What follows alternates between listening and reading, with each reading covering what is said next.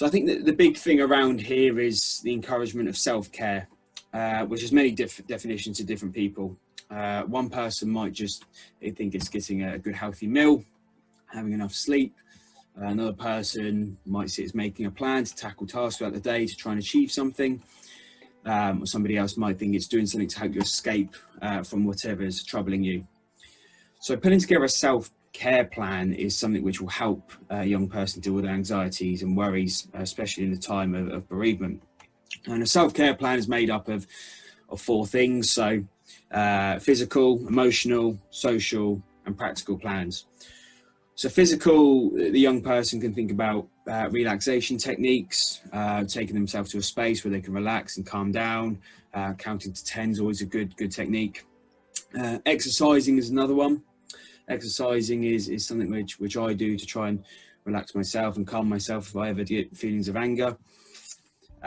Or another one is taking time away from technology. A lot of young people now are obviously very technological savvy.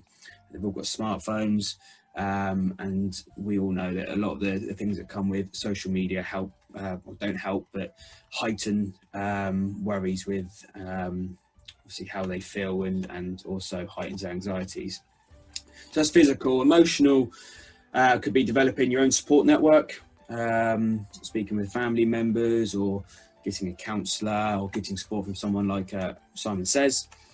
Another technique could be writing 3 positive things that you've done in the day, or even as just as simple as just talking to someone, not about how you're feeling, but just literally just talking to someone.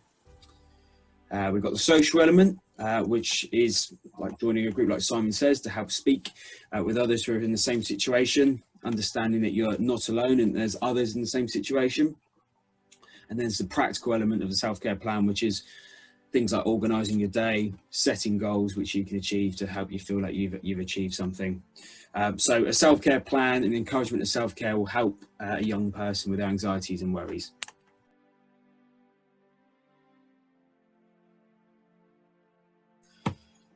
So I've had a lot of techniques through the years as I've grown up. Different things have helped me and supported me.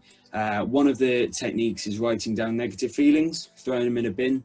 That sort of metaphorical approach of taking bad things and throwing them away definitely helped me at one point in my life. Might not work for everyone, but it definitely helped me, and it's a technique which we encourage the young people at our young people's group to use.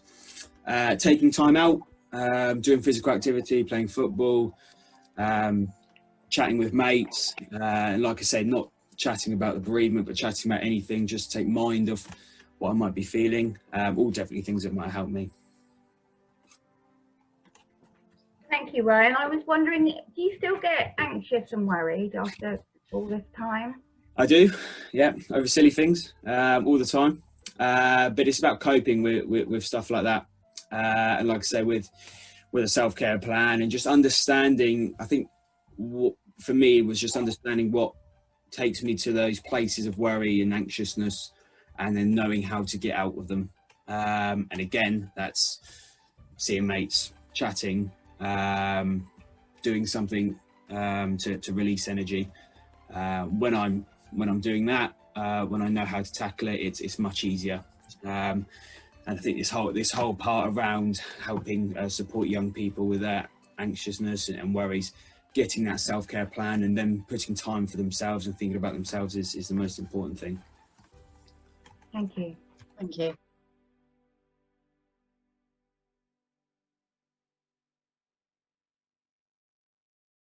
So one of the ways in which we do it is we get the child to get their lips. It's important that they have their lips pursed like this, and get them to close their eyes, and as they breathe in, draw a line and then push it out down, and to do this in a square sequence, and that they do it as many times as it takes for them to start feeling a bit calmer. And what this will do is, as we begin feeling anxious or stressed, we release a lot of cortisol, which is a stress chemical. So the physiological implications of that will start coming, and it's almost like a rush all at once. So if we can get to sit and know and do the square breathing, for example, that slows down the cortisol process before it turns into adrenaline and really creates anxiety and a panic attack. So it's about slowing the physiological and mental processes down a little bit to give that space. Just to briefly go over the candle, it's pretty much the same preface, it does the same thing, but we have our finger here like a candle. And again, with the pursed lips, that's really important to close our eyes, breathe in, and we blow out the candle with our lips.